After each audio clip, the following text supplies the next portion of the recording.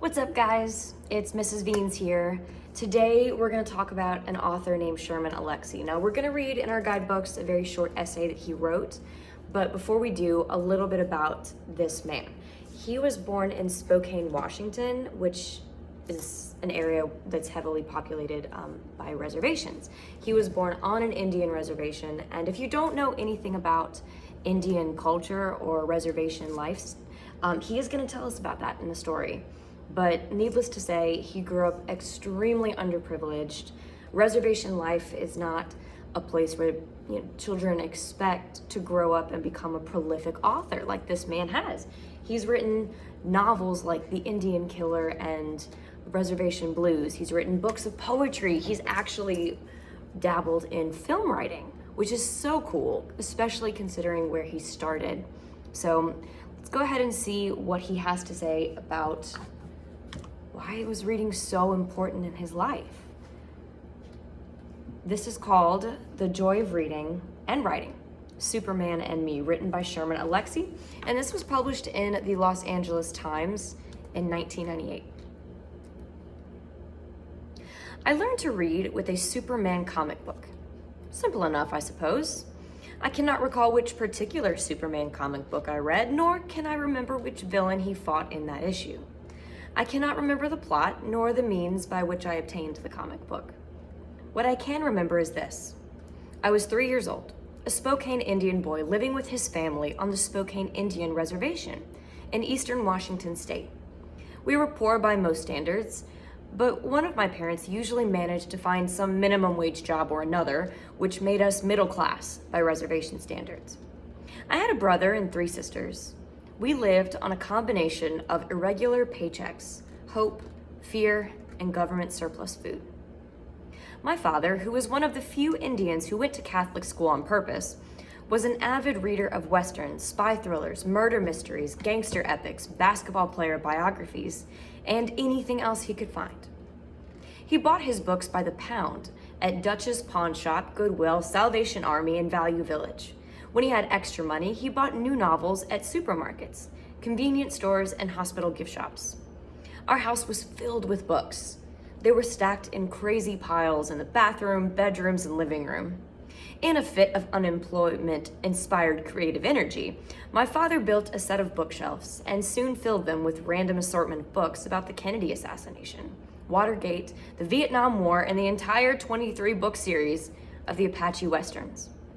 My father loved books, and since I loved my father with an aching devotion, I decided to love books as well.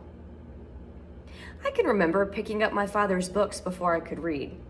The words themselves were mostly foreign, but I still remember the exact moment when I first understood, with a sudden clarity, the purpose of a paragraph. I didn't have the vocabulary to say paragraph, but I realized that a paragraph was a fence that held words. The words inside the paragraph worked together for a common purpose. They had some specific reason for being inside the fence. This knowledge delighted me. I began to think of everything in terms of paragraphs. Our reservation was small,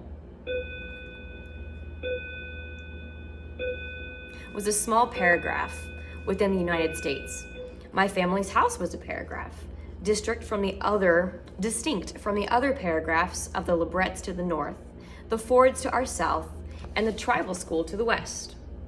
Inside our house, each family member existed as a separate paragraph, but still had genetics and common experiences to link us.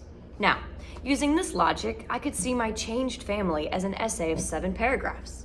A mother, father, older brother, the deceased sister, my younger twin sisters, and our adopted little brother. At the same time, I was seeing the world in paragraphs. I also picked up that Superman comic book.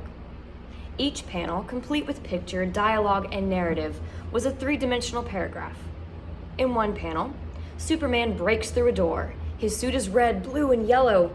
The brown door shatters into many pieces. I look at the narrative above the picture. I can't read the words, but I assume it tells me that Superman is breaking down the door. Aloud, I pretend to read the words and say, Superman is breaking down the door. Words, dialogue, also float out of Superman's mouth, and because he's breaking down the door, I assume he says, I'm breaking down the door. Once again, I pretend to read the words and say aloud, "I am breaking down the door." In this way, I learn to read. This might be an interesting story all by itself. A little Indian boy teaches himself to read at an early age and advances quickly.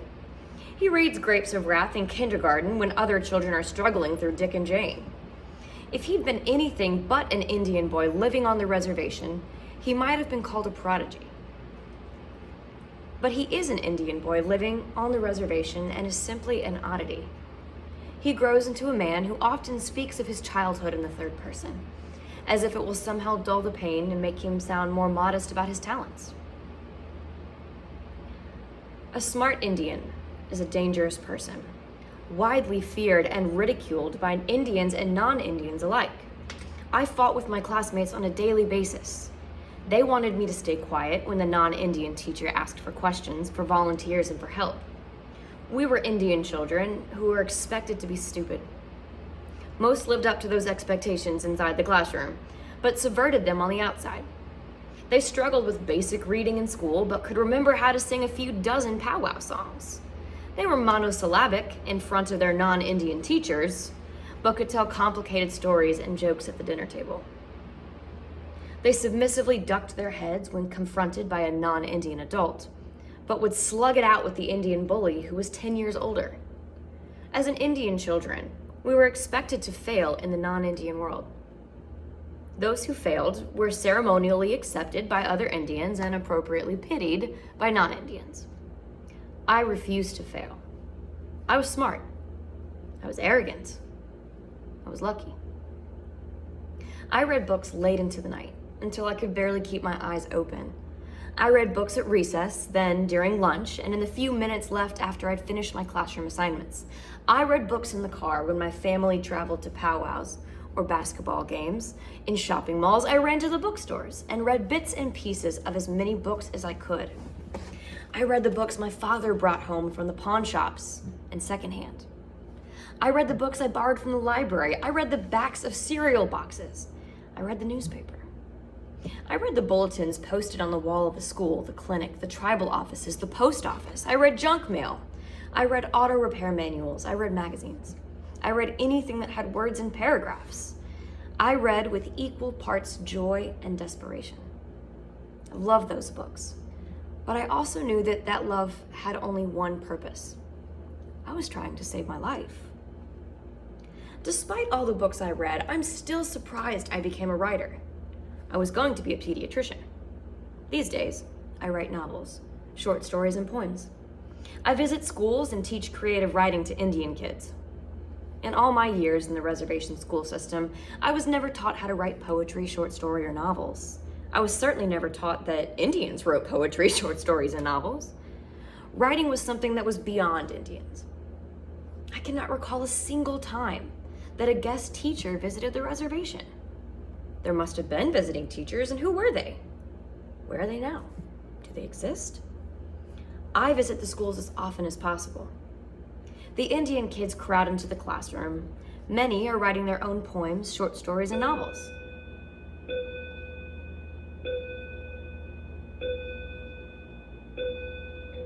They have read my books. They have read many other books. They look at me with bright eyes and arrogant wonder. They are trying to save their lives. Then there are the sullen and already defeated Indian kids who sit in the back rows and ignore me with a theatrical precision. The pages of their notebooks are empty. They carry neither pencil nor pen. They stare out the window. They refuse and resist. Books, I say to them.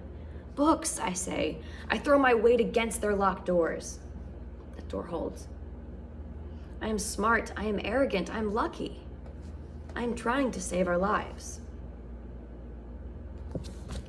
There is so much to unpack with what we just read, but we are going to pause this video and talk about it at a later date.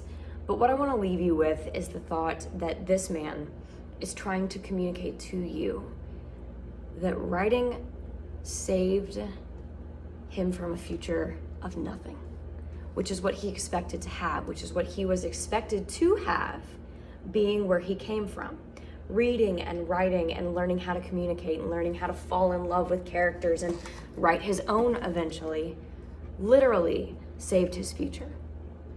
Just something to think about. I'll see you later.